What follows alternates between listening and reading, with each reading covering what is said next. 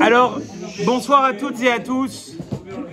Tout d'abord, je voudrais vous dire mon sentiment personnel pour cette soirée. J'ai été très touché de voir votre mobilisation, parce que venir un jour de semaine en aussi grande pompe, pour moi, c'est un témoignage de solidarité et d'appartenance à la communauté. Et je suis très touché qu'Akadosh Baruch Hu, il vous donne véritablement toutes les bénédictions que vous méritez par le mérite de ce cours-là. Très chère communauté, très chers fidèles, comment ne pas commencer ce soir en ayant une pensée, j'ai envie de dire, pour nos frères, nos enfants, qui ont été arrachés à la vie sauvagement, au nom d'une loi barbare, au nom de la haine et au nom finalement de la méchanceté de l'humanité. Et je ne savais pas également comment exprimer ce témoignage. Je ne savais pas comment... Il y a beaucoup de gens qui m'ont dit « Mais pourquoi tu ne prends pas la parole sur le retour de la famille Bibas ?» Et j'ai toujours ce principe de dire, quand Aaron a perdu ses enfants, il a eu une seule réaction. « Vaïdom Aaron ». Aaron s'est tu. Vous savez, il y a quelque temps, nous avons aussi vécu une tragédie à Marseille, quand deux jeunes juifs en Tunisie ont été sauvagement assassinés. Et le Rav Yeshurun, il a pris la parole et il a dit le verset que je viens de vous dire. Il a dit à sa femme, je ne sais plus son prénom, Karine, je crois, « Vaïdom Aaron ». Aaron s'est tu. Mais à ce silence-là, j'aimerais rajouter ce soir un texte qui a été écrit par un ami à moi qui est très actif à Paris et qui s'occupe majoritairement de toute la jeunesse de Paris. Le Rav Raphaël Gofferstein, il a écrit un texte qui m'a mis les larmes. Et je pense que pour Chiri, pour Kfir et pour Ariel, on peut résumer ce texte et leur dédier spontanément. Raphaël a écrit « On ne verra plus les jouets orange de nos enfants de la même manière. Plus jamais, plus jamais. Orange n'est plus une couleur comme les autres. Ce n'est plus seulement celle d'un fruit, d'un coucher de soleil ou d'un jouet d'enfant. Aujourd'hui, c'est la couleur d'une douleur insoutenable, une douleur violente, celle de l'absence de l'innocence volée, des enfants éteints trop tôt. À travers cette couleur, nous voyons nos enfants, les enfants du peuple juif. Nous sommes tous des bibas. Mais l'orange est aussi devenu un symbole de résilience, de notre engagement à se reconstruire, à faire vivre, à aimer encore plus fort. Nous ferons grandir notre peuple avec encore plus de beauté, de force, de joie et d'unité, en mémoire de ces anges, Am Israël Chai. J'ai trouvé ce texte formidable et donc j'aimerais tout d'abord dédier ce cours donc à la mémoire de Chiri Bibas, Ariel Bibas et Kfir Bibas. Et Yarden, pour qu'il puisse se remettre debout et qu'il puisse, comme il a dit devant la sépulture de son épouse et de ses enfants, qu'il puisse prendre des bonnes décisions. J'aimerais également dédier ce cours à la mémoire du frère de notre président, Tzion Ben Michael Alevi, et du papa et de la maman de Madame Attardo, Fleurette, Chana, Bad Victorine, Melka. Également avoir une pensée pour tous les malades de notre communauté. Pour l'amour qu'on témoigne vis-à-vis d'eux, on ne les citera pas un après l'autre, mais on dira que nos pensées sont pour chacun et chacune d'entre eux et qu'on puisse fêter tous ensemble leur guérison totale et complète très rapidement en ce mois de Hadar. Alors nous allons maintenant passer à la joie, puisque finalement c'est ce qu'a écrit mon ami. Nous devons nous engager à reconstruire et à faire vivre. Le peuple juif ne s'éteindra jamais. Le peuple juif a passé des pogroms, le peuple juif a passé une Shoah, le peuple juif a passé des attentats et pourtant il est encore debout. Am Israël Chai. C'est ce qu'on va essayer de faire ce soir. Parce que pour être debout, très chers amis, très chère communauté, il faut avoir de la joie. Alors déjà, il faut essayer d'expliquer l'importance, puisque c'est écrit Mishenichnas Adar, Marbim Besimcha. Dès que le mois d'Adar rentre, on augmente la joie. Mais j'ai envie de vous demander la question, la joie, c'est pas quelque chose d'automatique. C'est pas un interrupteur qu'on appuie dessus. Pac, ça y est, je suis joyeux. J'éteins, je suis pas joyeux. J'allume, je suis joyeux. C'est pas quelque chose d'automatique.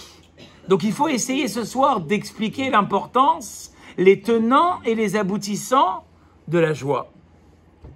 Et je vais commencer par 4 raisons d'être joyeux. Pour des parents, si je vous pose la question, c'est quoi le principal souci? Pourquoi est-ce que des parents, toute la journée, ils s'inquiètent? Pour que leurs enfants ils soient joyeux. Si des parents, ils ont des enfants tristes, ça leur plombe la journée, ça leur plombe leur vie, et ça leur gâche même leur retraite. Parce qu'ils sont toute la journée en train de se demander, qu'est-ce qui va devenir mon fils? Qu'est-ce qui va devenir ma fille? Pour un parent, la chose la plus terrible, c'est si mon enfant, il va pas bien. Ben, vous voulez que je vous dise, pour un juif et une juive, s'il est attristé, ou si elle n'est pas heureuse, pour Dieu, c'est une souffrance. Quand Dieu voit que son peuple, ses enfants, ils sont en manque de joie, il y a une souffrance derrière ça. Parce que pour lui qui sait tout, il ne peut pas comprendre. Dieu ne peut pas comprendre qu'on ne lui fait pas confiance.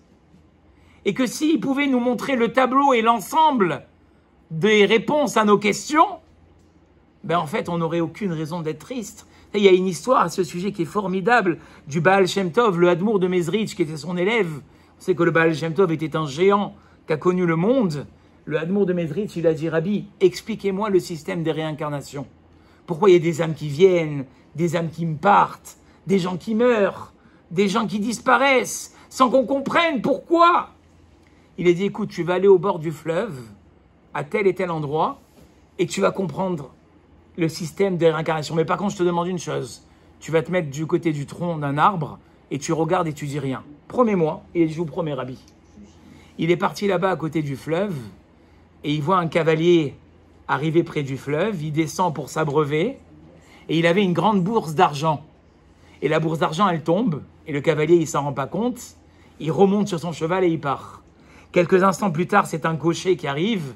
Vous imaginez bien que quand il voit une belle bourse d'argent comme ça par terre, il regarde à droite, il regarde à gauche, il emporte la bourse et il s'en va. Quelques minutes plus tard, il y a une personne démunie, un pauvre, un nécessiteux qui vient, qui s'assoit à l'ombre de l'arbre et il commence à faire la sieste. Entre-temps, le cavalier, il vient et il lui donne des coups. « Rends-moi ma bourse! Rends-moi ma bourse !» Mais dans le Hadmour de Mezrich qui est sur le côté, il a envie de parler.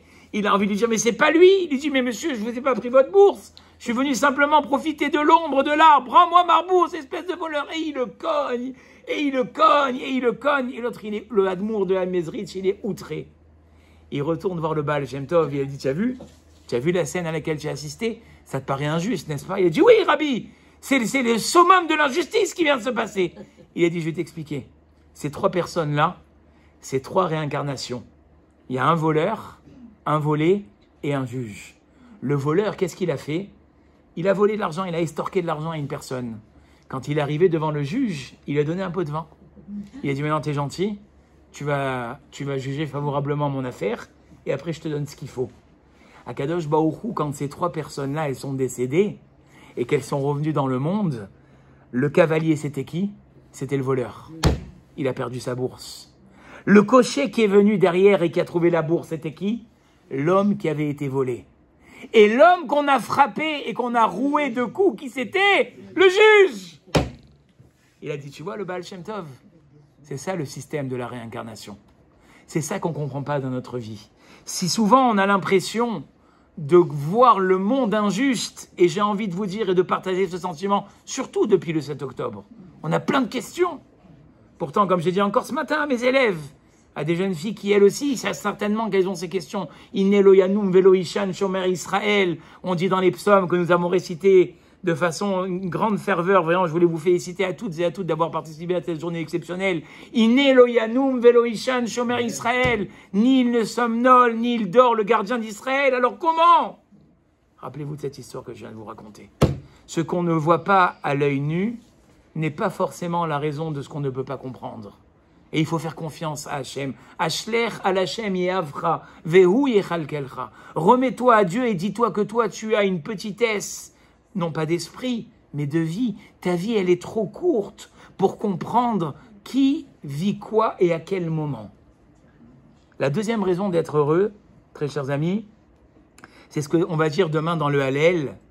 À propos de ceux qui font l'idolâtrie, le roi David a dit dans le psaume chapitre 115, verset 8, « Kemohem iosehem » Ceux qui pratiquent l'idolâtrie ressemblent à ces idoles. Tous ceux qui croient à ces idoles ressemblent à ces idoles.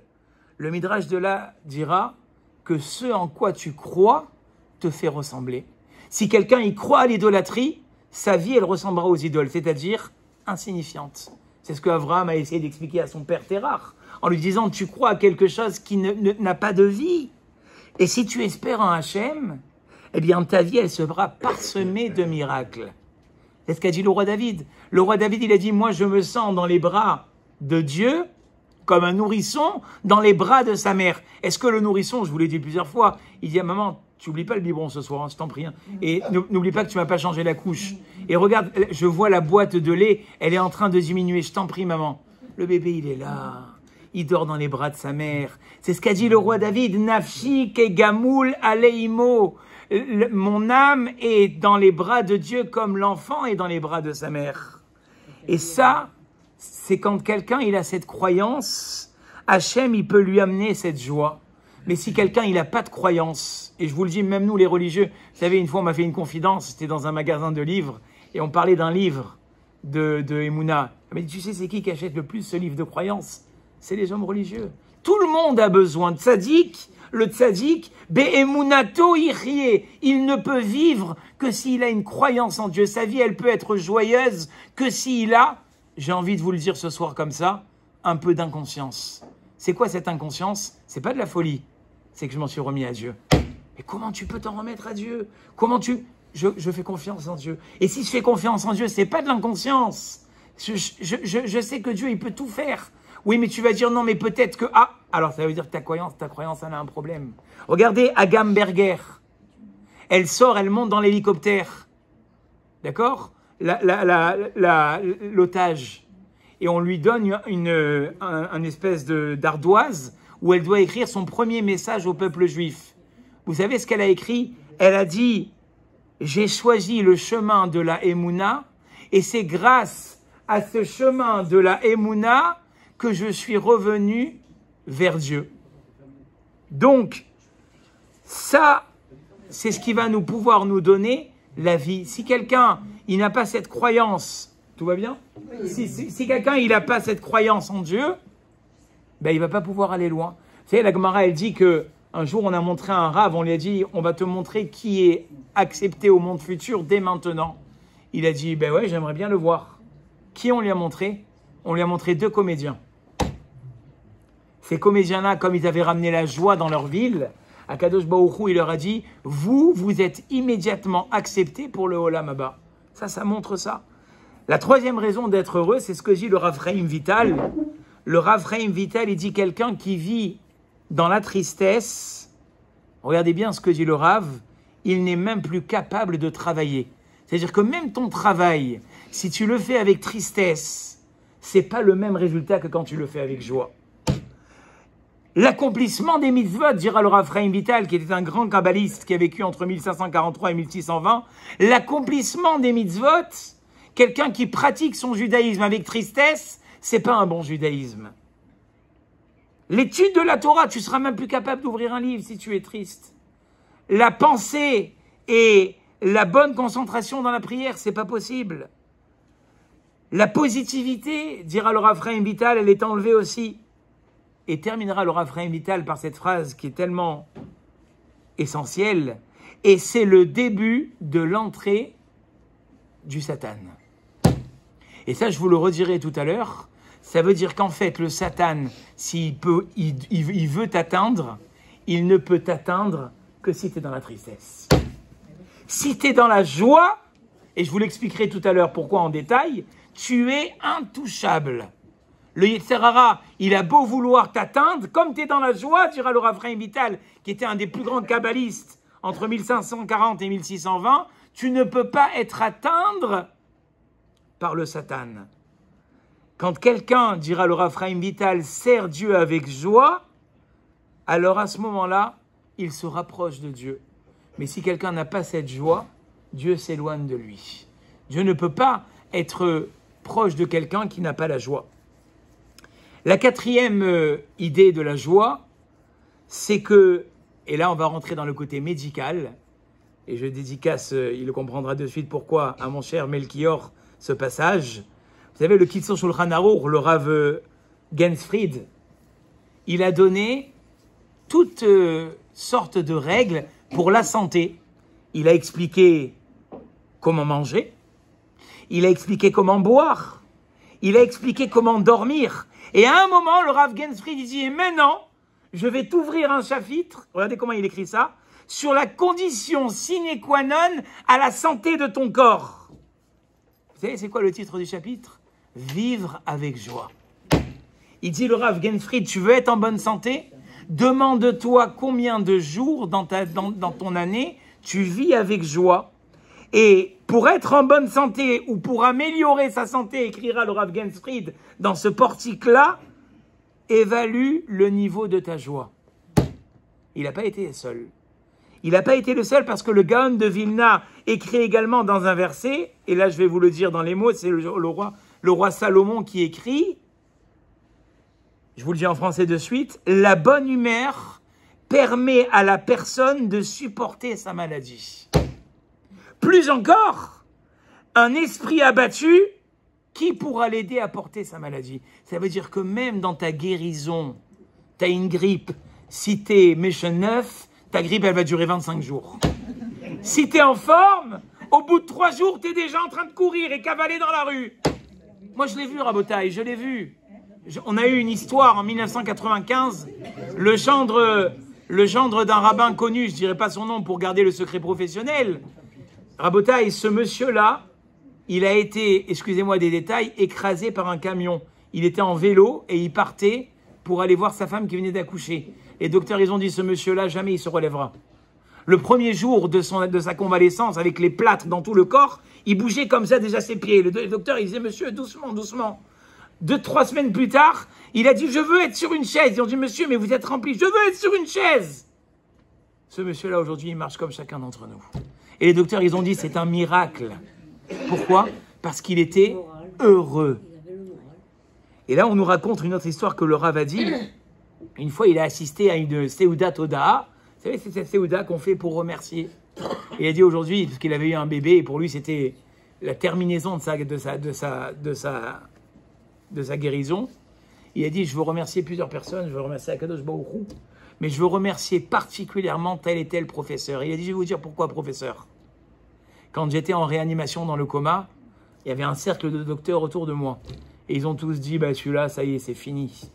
Et vous, professeur, vous avez pris la parole et vous avez dit, non, non, mais je connais le tempérament de ce patient parce que je l'avais suivi avant. Avec la joie de vivre qu'il a, s'il s'accroche, il se relèvera. Et les autres docteurs, qu'est-ce qu'ils ont dit? Mais non, allez, écoutez, appelez la famille, appelez la famille. Il a dit, non, je vous dis, il se relèvera. Il a dit, docteur, il était là, le docteur, sachez que par ces mots-là, vous m'avez donné envie de m'accrocher à la vie et trouver la joie pour ma guérison. Le docteur, il a blémi. Il a dit, moi, j'aimerais prendre la parole, mon très cher patient. Ce jour-là, quand tu m'as entendu parler, alors toi, tu étais shooté avec les médicaments, etc., les perfusions et tout ça. Je suis désolé de te dire, mais la discussion qu'on a eue avec les docteurs, elle ne te concernait pas. Pour nous, et pour moi le premier, ton cas, il était perdu. Les paroles que tu as entendues, elles étaient destinées à ton copain de chambre juste à côté de toi en réa. Vous avez compris, Rabotaï? Ça veut dire qu'à partir du moment où tu y crois, même si personne n'y croit, cette joie de vivre qui t'anime en toi, elle va te faire décoller, elle va te faire vivre des miracles. Mais encore faudrait-il, vous savez qu'aujourd'hui dans les hôpitaux en Israël, on appelait ça les clowns thérapeutes. C'est une thérapie. Il y a des gens qui soignent les patients en allant, ici aussi en France aussi, les clowns thérapeutes. Hein? Peut-être que pour le mois de Hadar, on va tous s'abonner aux les clowns thérapeutes. Voilà, elle aussi à la Timone. Alors, c'est vrai que tout ce que je viens de vous dire, ça donne envie, mais au bout du compte, dans les travaux pratiques du jour le jour, très souvent, on a du mal à être joyeux. Et moi, je vous dis la vérité, moi le premier. Et c'est pour ça que je me suis assis il y a quelques jours et j'ai cherché un petit peu à droite et à gauche tout ce que je pouvais ramener à travers le cours d'un Rav qui s'appelle d'ailleurs le Rav Polak et aussi des choses que j'ai rajoutées, donc les belles choses vous les attribuez au Rav et les bêtises, vous les attribuez à moi. Le Rav, il a dit, le premier conseil que je peux vous donner, c'est la satisfaction spirituelle.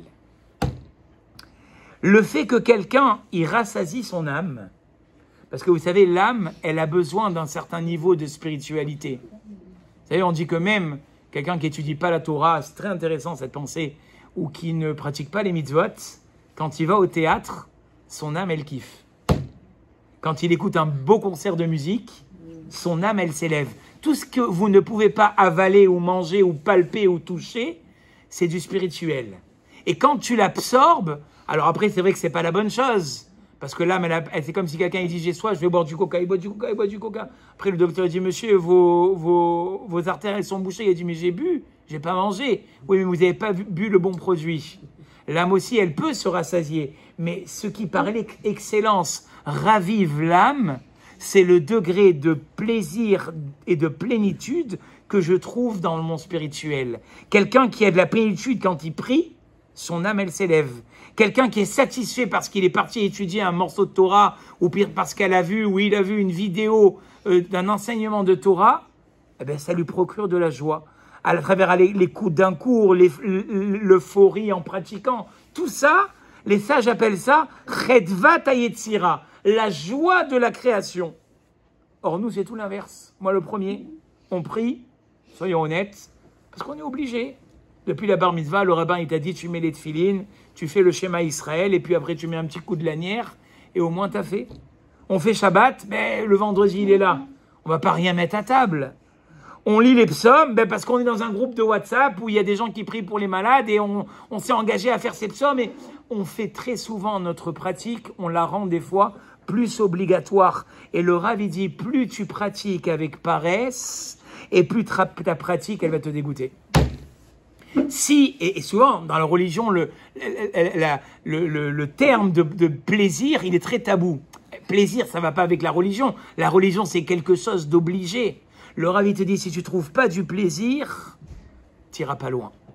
La deuxième chose, c'est que si tu veux changer du tout au rien, ça aussi, ça va te dégoûter. Est-ce que quelqu'un se rappelle de ce qu'on avait dit à propos de l'esprit de la rébellion? Vous vous rappelez ce qu'on avait dit à propos de l'esprit de la rébellion? Chava, le serpent, il est venu lui parler. Il a dit, moi, qu'est-ce qui t'a dit Dieu à propos du fruit interdit? Eh bien, elle a dit, Dieu, il m'a dit, tu le manges pas et tu le touches pas. Ah bon? Le Satan, il a dit, le serpent, il a dit, ah bon, tu ne peux pas la toucher? Il a poussé Ève contre le fruit interdit et tu vois, il t'est rien arrivé. Donc mange-le! C'est ce qui tue le ravolbeu. Le fait qu'elle s'est rajouté un interdit que la Torah ne lui avait jamais donné, le Satan, il est passé par là et il a fait tomber. Vous savez ce qu'il fait, le Satan? Le Satan, il te dit, il faut que tu pratiques beaucoup, beaucoup, beaucoup. C'est ou tout ou rien. Si tu fais les choses à moitié, ça vaut rien. Et il te met dans un esprit qu'il faut en faire beaucoup. Il dit, le ravolbeu, tu as réveillé l'esprit de rébellion et tu vas faire une overdose. On peut faire une overdose de religion. Donc on peut pratiquer avec joie, mais il ne faut pas pratiquer beaucoup. Il faut pratiquer par étapes. Pourquoi je vous dis ça? Parce que quand tu pratiques beaucoup, on revient à dire ce qu'on a dit plus haut, il n'y a pas de plaisir. Et quand il n'y a pas de plaisir, il n'y a pas d'avancée dans la Torah. Tu vas me dire, oui, mais moi, il faut que je fasse tous les jours tout le livre des psaumes. Au bout d'une semaine, tu vas tomber. Moi, je vous le dis, j'ai parlé de ça avec ma femme encore cet après-midi. Je vais donner un exemple parce que ça m'a fait de la peine. Je suis tombé sur un post d'un ami que je n'ai pas reconnu. Bon, je change un peu les détails pour pas que... Et j'ai dit à ma femme, tu vois, ces gens-là, à l'époque, c'était des gens qui étaient à fond, mais à 300%. Et j'ai senti que c'était trop. Ben, un jour ou l'autre, ils ont tout lâché. Et ça, combien de fois je le dis aux gens? Les gens, des fois, ils sont tout feu, tout flamme. Il vaut mieux que tu fasses peu et que ce peu-là, il t'a donné tellement plaisir que tu as envie de rajouter encore un peu, que faire beaucoup. Et finalement, ce moment de pratique, ça te dégoûte. C'est pas un moment de plaisir.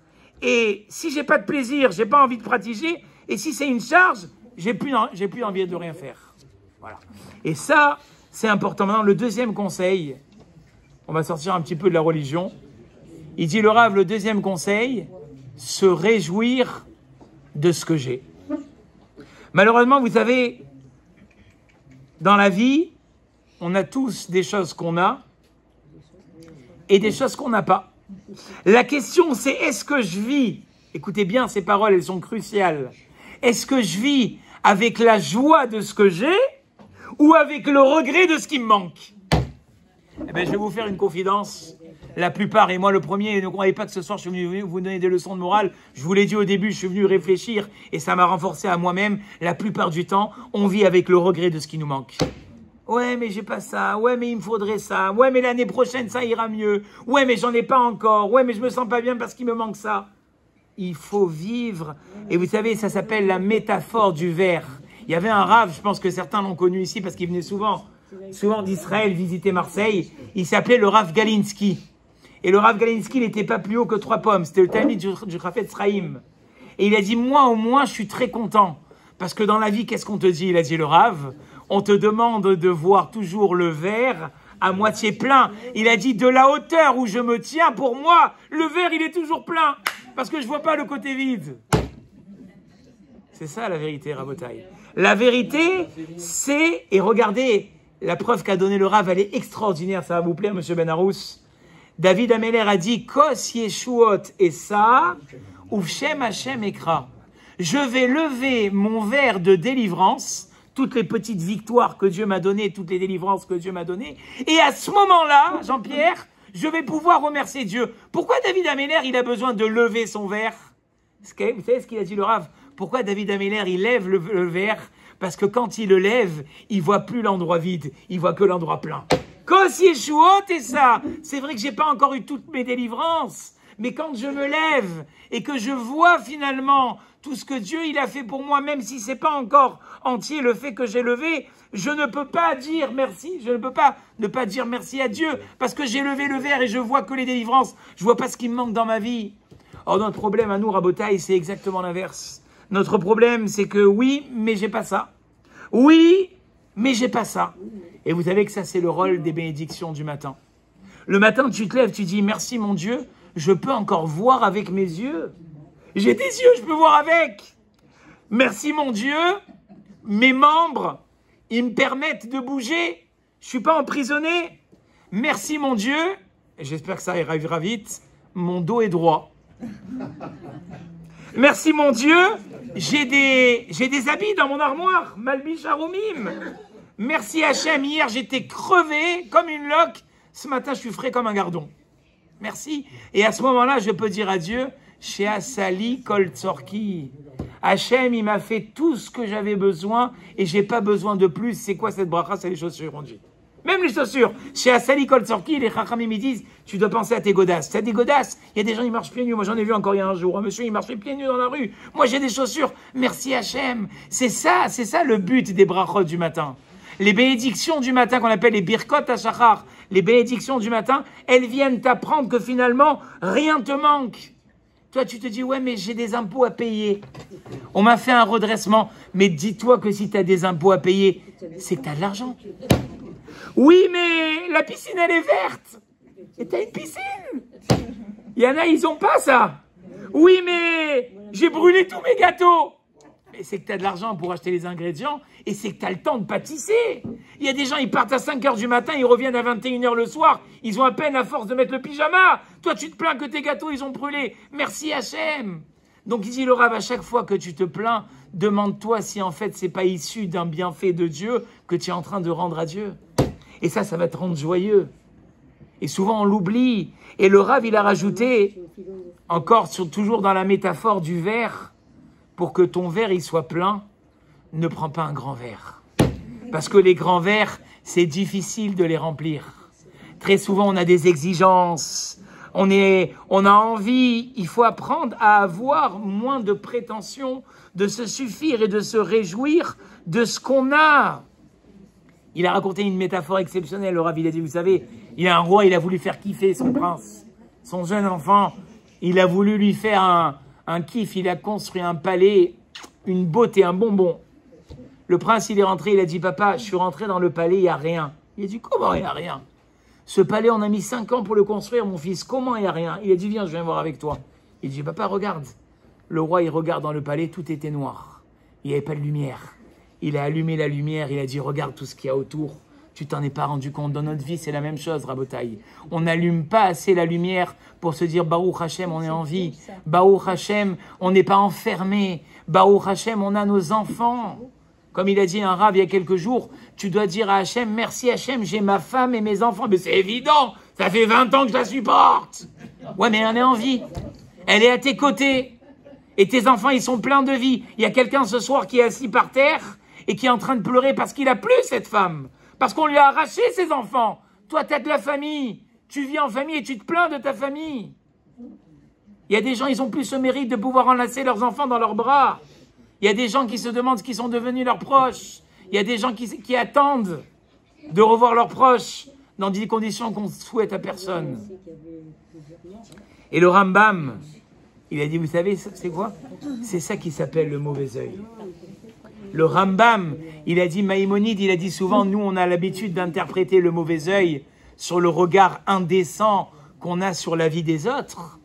Mais le mauvais œil, c'est sur ta vie à toi aussi.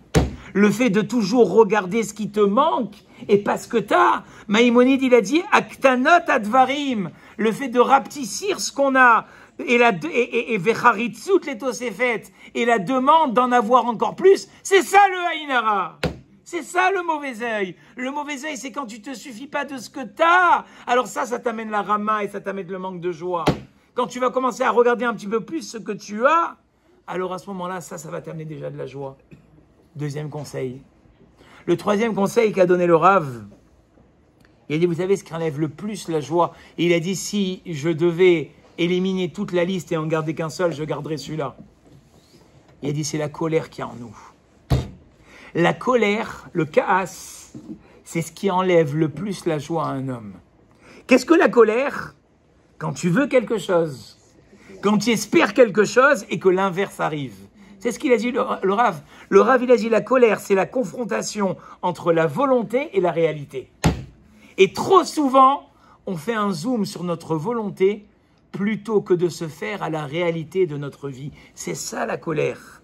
Tu veux arriver vite, tu prends ta bagnole, tout est bouché. Et pourquoi tout est bouché? Tu vas changer maintenant les bouchons. Maintenant, tu es dedans. Prends ton mal en patience. Sois content d'être en vie. Sois content que peut-être Dieu il t'a fait freiner sur la route pour ne pas avoir un accident. Ce matin encore, je racontais, il y a un Londonien, il est venu voir une fois son Rav, il a dit, Rav, maintenant, je crois en Dieu plus que tout. Il a dit, Baruch Hashem. Il a dit, non Rav, Dieu il m'a sauvé de la mort. Il dit, ah bon, raconte. Il dit, vous savez Rabbi, tous les mardis, je me rends dans un centre médical avec 1 heure de trajet en train. Je prends mon train à 8 heures, j'arrive à 9 heures. Il y a 2 jours de ça à Londres, je prends mon train, je m'endors. Je regarde l'heure et je vois qu'il est 8h30. Je regarde la station où on est à une station du centre médical. Je me suis dit, il reste une demi-heure, je ne vais pas rester devant le centre médical planté comme ça en train d'attendre que ça ouvre. Je vais descendre une station avant puisqu'il est que 8h30 et je vais aller m'asseoir à la boulangerie cachère, je vais étudier un petit peu là-bas et après je reprendrai mon train. Il a dit, Rabbi, je suis descendu du train. Le train, il n'a pas fait 100 mètres en dehors de la gare, il a explosé. Et il a dit, attendez Rabbi, j'ai pas fini l'histoire. Maintenant, moi, comment je vais dire à mes parents qui savent que tous les mardis, je prends ce train, que finalement, je suis sain et sauf? J'ai essayé d'appeler, sauf que dans ces moments d'attentat, qu'est-ce qui se passe? Le réseau, il craque. Donc, je peux pas, j'ai été à pied d'une station à une autre, J'arrive, mes parents en pleurs, ils lui disent, mais comment t'es vivant? Comment t'es vivant? Il lui dit, mais je sais pas. Je sais pas comment je suis vivant. J'étais dans le train, ma montre. Je me suis réveillé de ma somnolence, il était 8h30.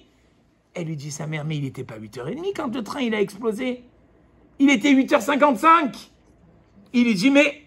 Et là, il regarde sa montre, très chers amis. Elle était bloquée à 8h30.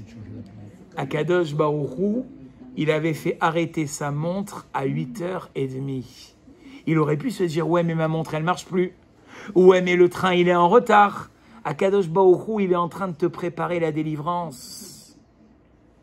Et il a dit, depuis ce jour, je garde ma montre dans l'armoire. Et quand j'ai envie de râler, je sors la montre qui est toujours à 8h30. Et je l'embrasse et je dis merci Hachem de m'avoir sauvé. Et ça, malheureusement, les gens, ils ne s'en rendent pas compte. Elle s'est allumée, elle a eu peur. Donc en fait, et il est presque 8h30. Vous voyez comment Hachem il nous envoie un message, Rabotaï, que dans la vie, tu veux faire tes courses, tu te lèves tôt, tu t'es levé avant même toute la maison, tu es parti les cheveux en pétard, tu arrives, votre magasin est fermé pour cause d'inventaire. Tu avais prévu toute ta journée. Et là tu t'énerves, tu dis non mais c'est pas possible, c'est magasin et tout, j'en ai marre du cachère. Akadosh Baruch Hu, des fois il te crée des imprévus dans ta vie pour te protéger de pire. Et seulement, le Messiat Yesharim, il dit nous on est vaincus par la colère. Il dit le Messiat Yesharim 5 choses qui moi personnellement m'ont dit mais en fait, je me suis dit mais c'est horrible en fait quand on est énervé. Le Messiat Yesharim il a dit quand tu es énervé, tu peux détruire, tu peux tuer quelqu'un. Yachol le'achiv et haolam malé. Si tu as quelqu'un entre tes mains, tu peux l'écrabouiller. Quand tu es énervé, il a dit le Messiat Yesharim, à ce moment-là, ton intelligence, elle quitte ton cerveau. Tu es plus capable de pouvoir raisonner avec ton intelligence. L'intelligence, elle est partie. Quand tu es énervé, il a dit le Messiat Yesharim, tu ressembles à un animal sauvage qui est en train de chasser. Est-ce que tu peux dire au lion, je t'en prie, laisse la gazelle tranquille. Non, non, le lion, il dit, mais c'est la même chose. Toi, tu vas foncer jusqu'à que tu vas... Et il dit, le Rav, et quand tu t'énerves, vous savez ce qu'elle fait la présence divine? Cette siata d'Ishmaïa, cette protection divine que chaque juif a, elle quitte le juif. Et pire encore, et ta neshama, il dit le Messiat Yesharim, elle t'abandonne jusqu'à que tu te calmes. C'est énorme ce qu'a écrit Rabotaï. Moi, j'ai toujours cru que la neshama, elle partait le soir quand on s'endormait ou après 120 ans. Non, non, le Messiat Yesharim, il dit, et le Messiat Yesharim, on sait que ce qu'il a écrit, le Rav Chaim Moshe, le Ramchal, ce qu'il a écrit, c'est une partie, c'est la Kabbalah. Il dit, le Messiat Yesharim, quelqu'un qui s'énerve, sa neshama, son âme, elle s'en va de lui. Il agit sous les forces du mal et uniquement du mal. Et regardez, pire encore, vous savez qu'Al Pi Halacha, si tu veux voir des visages de terroristes, hein, on va même pas leur donner le mérite de les citer ce soir, tu n'as pas le droit de les regarder. C'est écrit Adam Racha, Assour les Istakel. Le visage, c'est mauvais de regarder un visage du mal. C'est pour ça qu'il cache. Ouais, mais il faut... Exactement. Et qui encore, il dit la halakha, et qui il ne faut pas regarder, moi ça m'a donné des frissons, hein, quelqu'un qui s'énerve. Il ne faut pas regarder le visage de quelqu'un qui s'énerve. Parce qu'à ce moment-là, il est habité de forces qui sont tout sauf bonnes. Il ne faut pas le regarder. Le Ben Ishra, il dit que quand on va au mikvé, on doit penser à se purifier de toute la colère qui est passée dans notre corps. Jusqu'à là, ça va. Comme ça, il dit le Ben Ishraï. Quel est le problème? C'est finalement que si je m'énerve, j'ai un manque total de confiance en Dieu. Je ne suis pas prêt à accepter. Pourquoi tu t'énerves contre le bâton? Tu t'énerves contre la voiture qui démarre, tu t'énerves contre le magasin qui est fermé, tu t'énerves contre tes petits-enfants qui mettent la panique dans la maison. Mais tout ça, c'est Dieu qui veut te le faire vivre. Non, mais j'en ai marre! Mais alors, tu en as marre de ce que Dieu il te fait. Tu ne lui fais pas confiance. Que ce qui te fait vivre, c'est pour ton bien, même si tu ne le comprends pas immédiatement. C'est comme j'ai dit à mes élèves ce matin dans une classe. Je leur ai dit, regardez, une maman, si on était, rationnel, comment ça se passe dans un cabinet de pédiatrie? La maman, elle vient, elle donne le bébé. Le monsieur, il vient, il sort une seringue, d'accord, un vaccin avec une aiguille comme as. Et la maman, elle donne son bébé et elle se laisse faire. Et on lui prend son bébé et on pique le bras de son bébé. Mais c'est cruel! C'est pas cruel. La maman, elle, à ce moment-là, la maman et le bébé, il comprend pas, il pleure, il dit, mais c'est quoi cette merde? Mais où je suis né? Mais jamais j'aurais dû naître ici. Et la maman, elle dit, mais mon petit, je suis en train de te faire du bien. Je suis en train de te protéger. Akadosh Baruch Hu, des fois, il nous fait des piqûres de rappel. Et nous, on dit, mais c'est quoi cette vie? C'est quoi cette religion? J'en peux plus. Shabbat, ça sert à rien. Les psaumes, ça sert à rien. Hachem, il est en train de te faire des piqûres. Et ces piqûres-là, elles sont en train de te faire du bien. Et des fois, au lieu d'avoir pire dans ta vie, Hachem, il te dit, maintenant, accepte ces petites... Si Hachem, il pouvait te parler, parce que malheureusement, on vit dans une situation de Esther Panim, où Dieu, il a caché sa face de nous. Si Hachem, il pouvait te répondre, il te dirait, mais je suis en train de te vacciner. Je suis en train de t'éviter le pire. Par ces petites choses que tu es en train de perdre maintenant, je te protège de plus. Comme des fois, nos grands-mères, elles disaient, Moi, j'entends encore ma grand-mère me dire ça. Elle me disait, mon chéri, que tout le mal, il aille dedans. Mais elle avait raison. En fait, Akadosh Baruch Hu, il te fait des petites souffrances dans ta vie et tout le mal, il part dedans. Seulement, nous, on est comme ce bébé. Et or, le Rav, il a dit, regardez cette phrase qui est extraordinaire, maîtriser sa colère, c'est faire régner Hachem sur moi. Quelqu'un qui reste serein. Moi, j'ai vu, alors parce que c'est le plus proche pour vous, des Gdolim que vous avez connus, regardez Rav Mimoun. Est-ce que vous avez vu Rav Mimoun s'énerver? Ça ne marchait pas. Quelle sérénité. Moi, j'étais chez Rav Chaim Kanievski en Israël. C'est géant. Mais quelle sérénité. Rav Ovadia Yosef, toutes les paroles douces. Ils ont fait régner Hachem sur eux. Et on en est tous capables. Seulement, c'est un travail d'une vingtaine ou trentaine d'années, je vous le rassure. Mais il faut s'y mettre. Il faut s'y mettre. À l'image d'un soldat qui ne discute pas les ordres de son général. Est-ce qu'on a déjà vu un soldat pendant la guerre qui dit « Mon général, là, ça ne me plaît pas. Je ne vous écouterai pas. » Non, non. Il obéit aux ordres. Alors, où tu es un soldat d'Hachem et tu acceptes la royauté d'Hachem, ou si finalement, on travaille pas sa colère, ben, c'est une des raisons pour lesquelles jamais on vit dans la joie. Parce que cette colère, malheureusement, vous savez, c'est comme une addiction. C'est une addiction, la colère. Tu te vides dans tes souffrances, dans ta colère, ça te fait du bien, mais autour de toi, ben malheureusement, ça ne changera pas. Tu sais pourquoi ça ne changera pas? Parce que, comme on a dit tout à l'heure, tu prends un trop grand verre. Tes espérances, c'est la même chose qu'en haut. Elles sont trop grandes. Je m'énerve, tu t'énerves dans ton couple. Pourquoi? Parce que tu as des espérances vis-à-vis de ton conjoint ou ta conjointe. Si tes espérances, elles diminueraient un petit peu, moi c'est ce que je dis à mes khatanim, je leur tartine ça matin, midi et soir, à chaque cours que je les vois. Je leur dis, arrête d'avoir des espérances vis-à-vis de ton mari ou ta fiancée. Aujourd'hui, tu crées quelque chose de nouveau. Or, nous, qu'est-ce qu'on a tendance à faire? On regarde notre femme, on espère qu'elle sera comme notre mère. On regarde notre mari, on espère qu'il sera comme notre père. Et on est déçu. Welcome, ça s'appelle le mariage. Ça veut dire qu'en fait, on a trop d'espérance dans notre couple. Je m'énerve contre mes enfants. Pourquoi? Parce que je leur imagine une vie, à mes enfants, qui n'est pas la leur. Le passouk a dit « Chanor la da'ar alpi darko » éduque l'enfant non pas comme toi ça te plaît, mais comme l'enfant il est constitué. Or tu sais très bien que chaque enfant c'est un monde à part. Donc si ça tu l'as compris, tu comprends que ce monde à part, tu ne pourras pas le modifier selon tes espérances, mais selon ses capacités. Et c'est peut-être comme ça que tu épanouiras tes enfants. Mais si tes enfants, tu les écrases et tu leur montres que tu n'es pas fier d'eux et qu'ils n'ont pas vécu la vie que tu voulais qu'ils aient, tu les bousilles. Tu leur donnes pas d'espoir. Parce qu'encore une fois, tes espérances, elles ne sont pas au bon endroit. Pareil pour ton lieu de travail. Tu as des espoirs vis-à-vis de ton lieu de travail, mais tes espérances, ce n'est pas les espérances de la boîte. Donc forcément, tu vas encore avoir de la colère. Diminuer ces espérances, c'est finalement retrouver la sérénité. Moi, je vous le dis. Toute la journée, Akadosh Baruch Hu, il va t'envoyer des épreuves pour voir où en est ta patience et Hachem, il va te récompenser. Vous savez, on dit quelqu'un qui se retient. Il a envie de s'énerver et il dit, tu sais quoi, pour toi, les Ma'an Hachem, pour toi, Hachem, je ne vais pas m'énerver. Akadosh Baruch Hu, il lui montrera des miracles, et c'est le verset qui le dit, ou c'est la Gemara qui le dit. Ane alvim ve'enan olvim. Ceux qui sont prêts à accepter sur eux ce qui leur arrive dans leur vie et qui ne répondent pas, leur force est comme le soleil au zénith. Et une fois, quelqu'un qui est venu voir le Rav Chaim Kanievski, il lui a dit, Rabbi, ça fait des années qu'on n'a pas d'enfant avec ma femme. Demain, s'il y avait Cédric, j'aurais pu savoir si je avais raconté cette histoire ici ou pas. On lui demandera après. Et le Rav Chaim Kanievski a dit, moi je ne suis pas un magicien.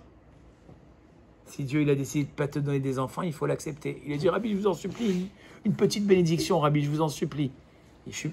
Rav Chaim Kanievski, ceux qui l'ont connu, il était très terre à terre. Il a dit, moi je ne suis pas un magicien. Rabbi, je vous en supplie. Il a dit, moi par contre, je peux te donner un conseil. La Torah, elle dit, la Gemara, elle dit que celui qui sait se retenir au moment de la colère, juste après sa retenue, il a une force comme le soleil à son zénith. Ce que je viens de vous dire. Il dit, va chercher quelqu'un qui s'énerve, qui veut s'énerver et qui se retient. Il dit, mais Rabbi, mais où je vais trouver ça? Ah, il a dit, écoute, moi je te donne le conseil, ou tu l'écoutes ou tu l'écoutes pas. Il est parti à la recherche comme ça, des semaines. Vous imaginez bien que ça court pas les rues, des gens comme ça. Et un jour, dans un mariage, vous savez, la Gemara dans Ketuvot, elle dit, retenez-le pour les futurs mariages de vos enfants, En Ketuva Beloktata. Il n'y a pas de mariage sans dispute, c'est comme ça. D'ailleurs, une fois dans un mariage, au moment où le khatan, il devait passer la bague au doigt de la mariée, la bague, elle est tombée par terre. Alors, il y a deux versions. Il y en a qui disent la bague, elle est tombée par terre. Il y en a qui disent il y a un rat qui est passé sous la roupa. Dans les deux cas, la famille en pleure. Ah, c'est un mauvais signe, c'est un mauvais signe, Rabbi. Est-ce qu'on doit continuer? Ils étaient en pleurs. Le Rabbi dit, oh, calmez-vous. Il a dit, depuis les fiançailles, il y a eu des problèmes entre les familles. Il a dit, non, Rabbi, tout allait bien. Mais là, maintenant, la bague, elle est tombée. Depuis que vous vous êtes connus, entre vous, ça se passe bien. Les préparatifs, tout s'est bien passé, Rabbi. Il a dit très bien. Dans le Talmud, c'est écrit qu'il n'y a pas de mariage sans problème. Il y a eu le problème. Maintenant, on peut faire le mariage. Vous avez compris? Donc, c'est ça. Et alors, ce monsieur, il s'assoit dans le mariage. Et le ton, il commence à monter entre le père et le beau-père. Et tu as moins que rien. Et tu avais dit que tu allais... Il y en a un des deux qui parle, le père. Et tu avais dit que tu allais faire ça. Et j'aurais jamais dû donner ma fille à ton fils. Ah ouais, l'autre, de suite, l'autre, il attrape. Il dit, mais qui êtes-vous, monsieur? Sortez d'ici, ne lui répondez pas. Mais laissez-moi lui répondre, je vais lui dire ce que je pense. Sors d'ici. Il dit, mais laissez-moi tranquille, pourquoi vous me faites ça? Il lui dehors, il dit, maintenant, écoute-moi bien. Écoute-moi bien. T'as pas répondu. Oui, mais je vais aller lui répondre. Vous êtes qui? Je t'en supplie, rends-moi un service. Ne lui réponds pas. Mets-moi la main sur la tête et bénis-moi que par ce mérite que tu t'es pas énervé, ma femme, elle tombe enceinte. 9 mois plus tard, sa femme, elle a eu un bébé. Vous avez compris ça? Vous avez compris la force? La force de quelqu'un.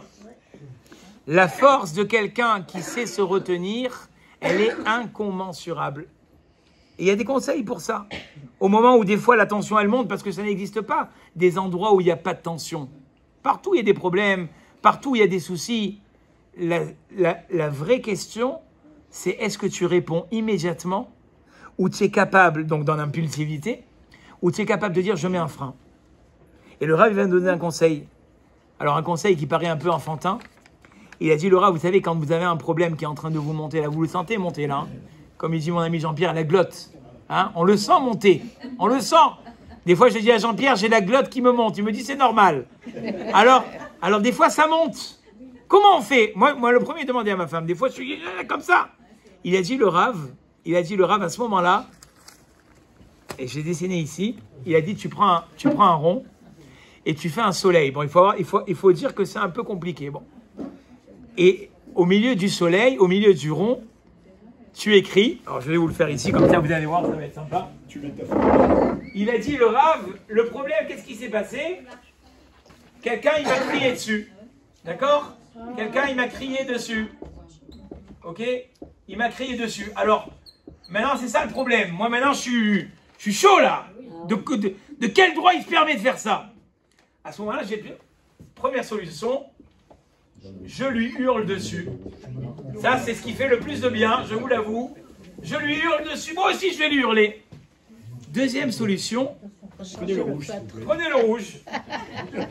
C'est pour ça qu'à l'école, aujourd'hui, on a des tableaux qui sont électroniques. Comme ça, il n'y a plus de problème. Deuxième solution, je me dis, il passe une période difficile. D'accord, alors voilà. Peut-être qu'il m'a hurlé dessus, mais parce qu'il est en train de passer une période difficile. Hein? Alors, troisième solution, d'accord? Je me demande, peut-être que c'est moi le problème. Pourquoi il m'a mal parlé? Peut-être que c'est moi, d'accord?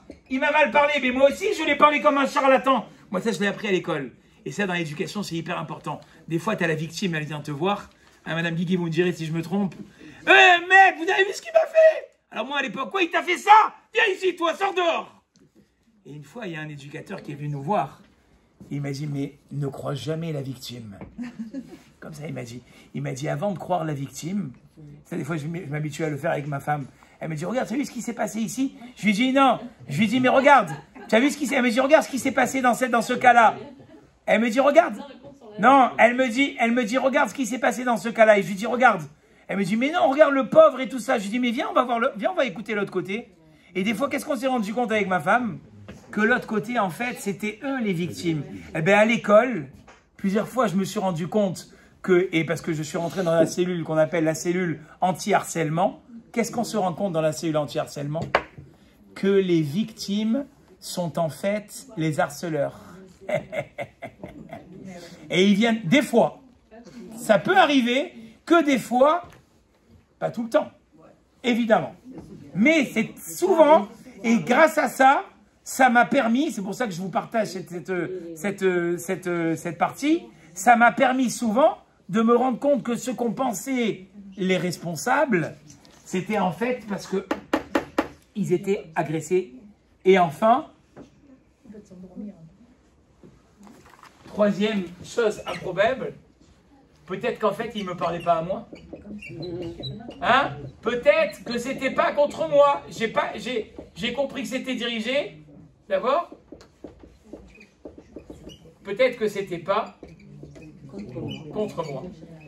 Eh bien, le Rav, il dit, vous prenez tous vos problèmes dans votre vie, toutes les choses qui vous exaspèrent, et vous mettez à chaque fois 4 raisons de vous demander pourquoi c'est arrivé. Et le Rav, il dit très souvent, qu'est-ce qu'on va se rendre compte à ce moment-là? Eh bien, très souvent, à ce moment-là, on va se rendre compte qu'en fait, il n'y a pas de raison de s'énerver. Et c'est pour ça que les rabbinim nous disent, voilà pourquoi Dieu, dans le corps de l'homme, dans le corps d'une personne, il a créé les lèvres, les dents et enfin la langue. Pour te dire, avant d'ouvrir la bouche, parce que quand une parole, elle est encore dans ta bouche, tu peux la retenir. Mais le jour où elle est sortie, va te rattraper de ce que tu as dit.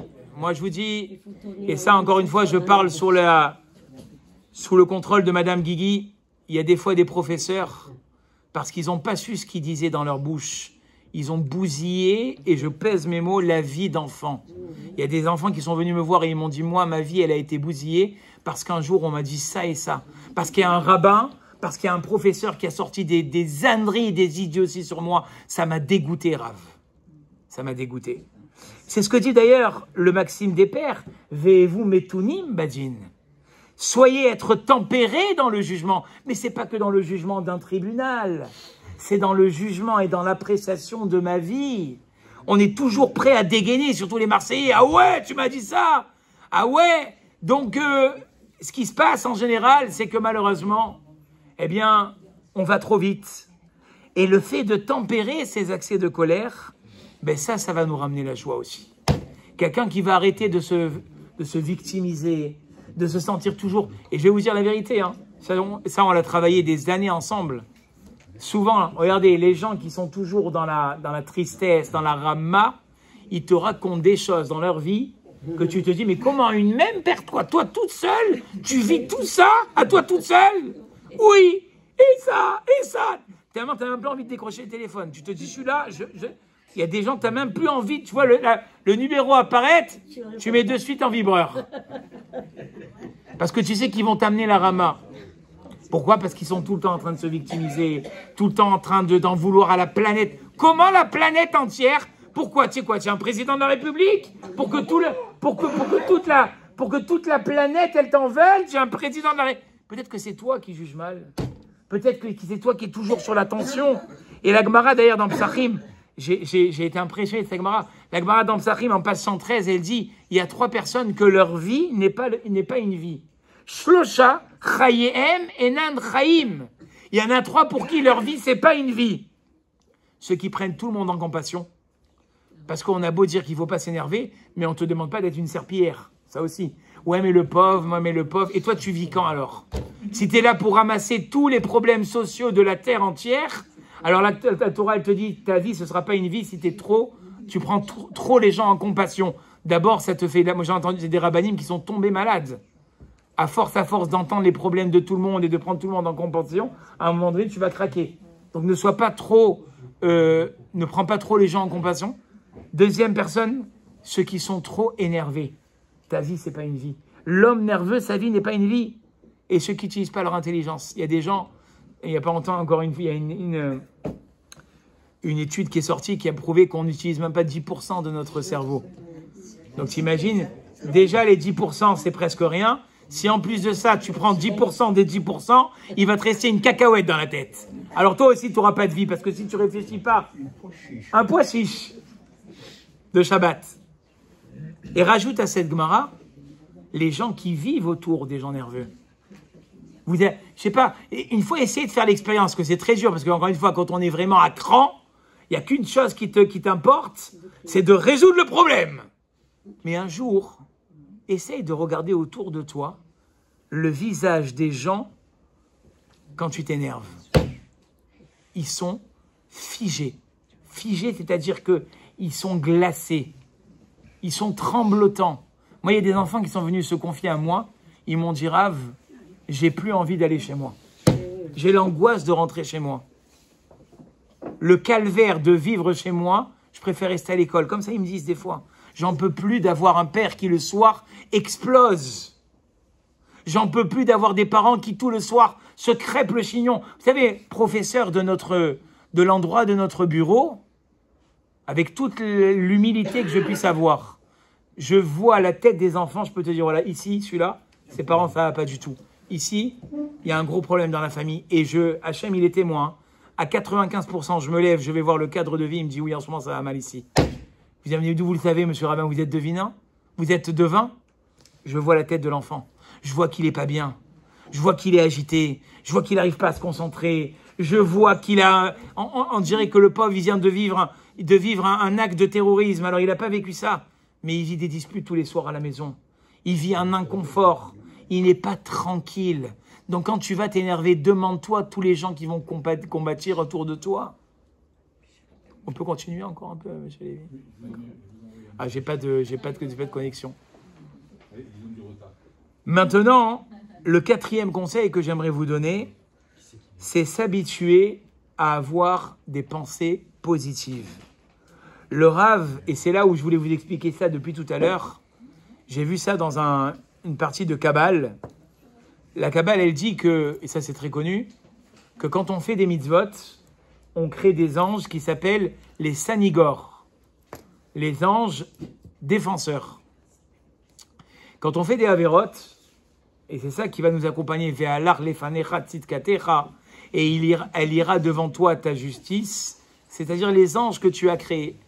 Et quand tu crées malheureusement des anges mauvais, des averot, excusez-moi, tu crées des catégores, des anges qui sont là pour te faire du mal. C'est ce qu'a dit la Kabbale. Et après tout ça, dit le Zohar, ils n'ont pas le droit de te toucher. Comment ils touchent? Quand toi, tu es négatif dans ta vie. Si tu dis, je sens que je vais avoir une journée de zut aujourd'hui, ouais, les anges, ils descendent, ils disent, ça y est, on peut y aller. Vraiment, le Zohar, il dit ça. Il dit, et c'est pour ça que la Gemara, qu'est-ce qu'elle dit? Al tiftarpi la Satan. N'ouvre pas la bouche du Satan. Parce que tant que tu n'es pas négatif dans ta vie, le Satan, il est là, point et pied liés, il ne peut pas te faire de mal. Donc on a tout intérêt, Rabotaï, à partir de ce soir où le mois de Hadar il commence, à vivre la vie de façon positive. Qu'est-ce que ça te coûte? Tu vas me dire, ouais, mais ma vie, elle n'est pas belle. Pense que ta vie, elle va devenir plus belle. Pense que toi, tu es capable d'être acteur de ta vie et arrête d'être spectateur de la vie des autres. Comme j'ai dit la semaine dernière dans une conférence, dans une école qui m'a invité, aujourd'hui, les réseaux sociaux, ils nous ont bouffés à cause de ça. Parce qu'on est tout le temps en train de voir la vie des autres, la température chez les autres, la couleur de peau des autres, la nourriture des autres, la joie des autres. Et toi, tu commences quand à scroller sur ta vie personnelle? Les réseaux sociaux, ils nous ont bousillé notre joie. Vous savez pourquoi? Parce qu'on est tout le temps en train de regarder les autres. Or, il y a 2 semaines, on a lu les tables de la loi. Monsieur Gage, qu'est-ce qui est écrit? Vous qui les chérissez. L'otachmod, ne sois pas jaloux. À chaque fois que tu scrolles sur ton ordinateur, sur ton téléphone, tu fais une avéra de la Torah. Ne sois pas jaloux. Oh, la belle maison, une avéra. Oh, la belle voiture. Oh, comme ils sont heureux. Oh, comme ils sont mignons. Oh, ils sont partis en vacances. Une avéra, 2 avérotes, 3 avérotes, 4 avérotes. Vous croyez que je rigole? Mais c'est vraiment ça. Qu'est-ce qu'il y a dans ton cœur au moment où tu vois que l'autre, il a pas ce que toi, tu vois que l'autre, il a ce que toi, t'as pas? Qu'est-ce qu'il y a dans ton cœur? Non, vous allez dire, on n'est pas jaloux. Mais c'est la... Hein? On râle. On dit, ouais, mais moi, et moi, et moi. Voilà. Vous savez ce que je dis. Vous savez d'où je sais que ce que je dis, c'est pas des bobards. Il y a une preuve explicite dans la Torah que j'ai dit aussi la semaine dernière. J'ai dit, regardez, il y a eu deux situations dans le peuple juif. La première situation, c'est quand le peuple juif il doit sortir d'Égypte le soir où ils ont mangé l'agneau pascal. Je vous pose une question, ils sont sortis d'Égypte ou pas? Bien sûr que oui, ils sont sortis d'Égypte. Devant la mer, je vous pose la question, le peuple juif, la mer, elle s'est ouverte ou pas? Au début? Non! Au début, elle ne s'est pas ouverte. C'est quoi la différence, un Rav, il a demandé? Le Rav, il a demandé, il a dit, pourquoi le soir de la sortie d'Égypte, tout le monde sort, ils sont sortis en grande pompe, ce qu'on appelle, et devant la mer, tout était fermé. Il a dit, le Rav, mais il n'y a qu'à regarder leur comportement.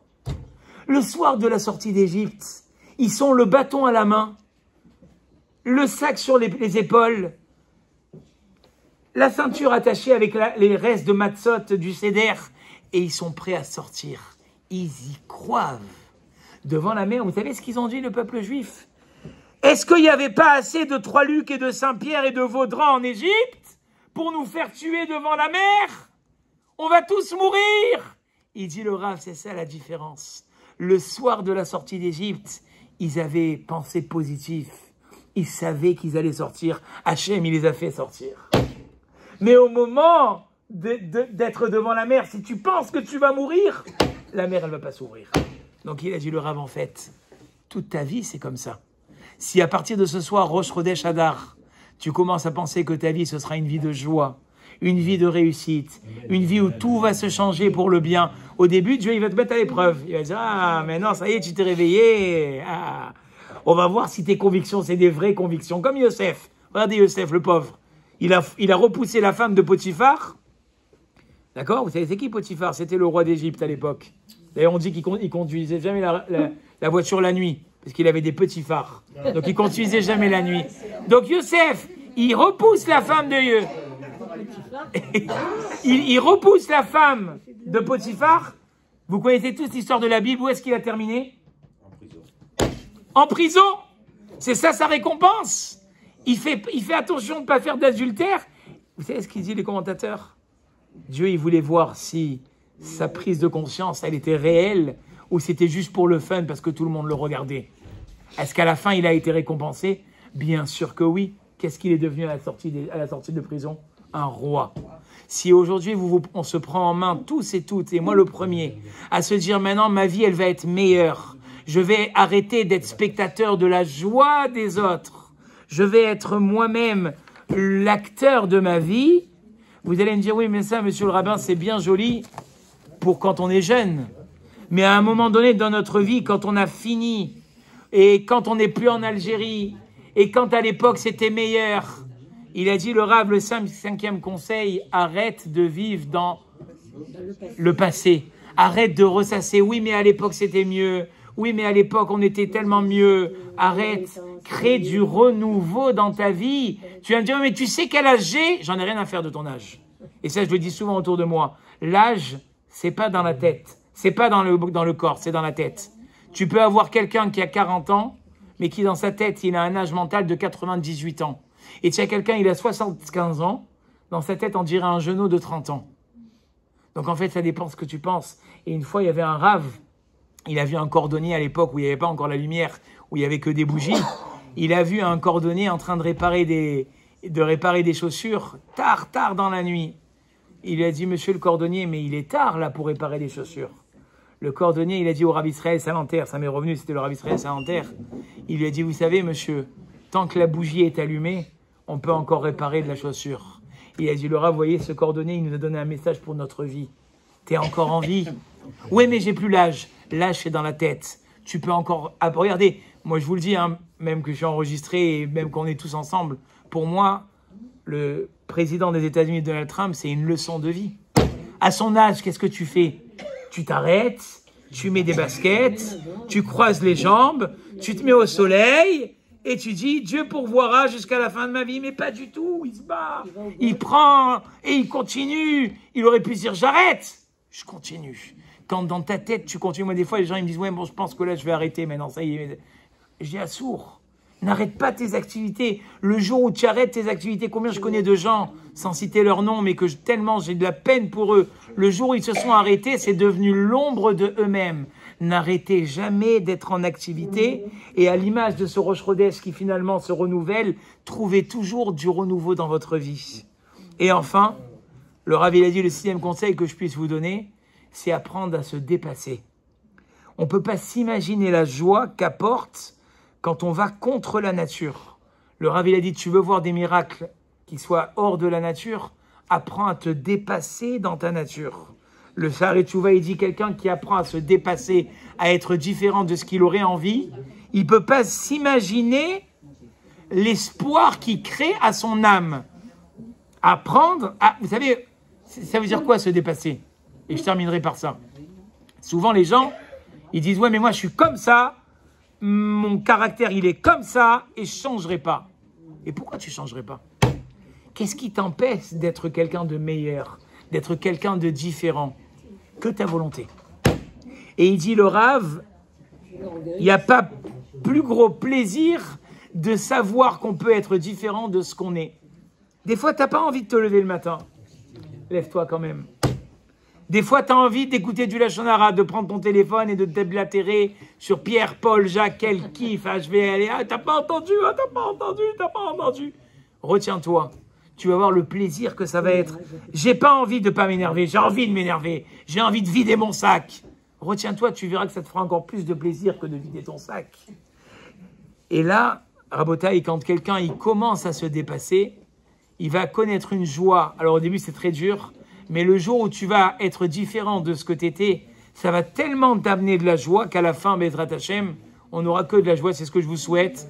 Je vous remercie d'avoir écouté ce cours et que vous puissiez tous que de la joie, Bezrat Hashem. Voilà. Ce Shabbat.